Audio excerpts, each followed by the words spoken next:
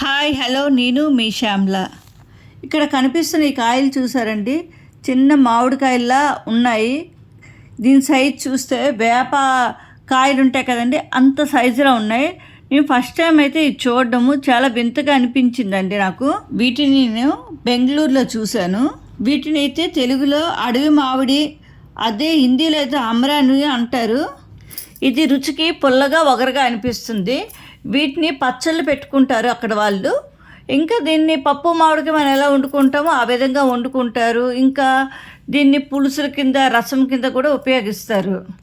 చూడడానికైతే చాలా చిన్నగా అనిపిస్తున్న దీని ప్రయోజనాలు చాలా ఎక్కువేనండి. దీంట్లోనే విటమిన్ సి ఇంకా ఐరన్ సమృద్ధిగా లభిస్తుంది.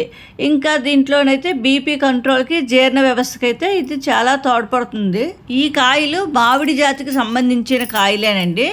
ఇది వేసవికాలంలోనూ లభిస్తుంది. చూసారు కదండి నా వీడియో కనుక నచ్చితే లైక్ చేయండి, షేర్ చేయండి, సబ్స్క్రైబ్ చేయడం మాత్రం మర్చిపోకండి. Thank you very much. నేను మీ శ్యామ్ల.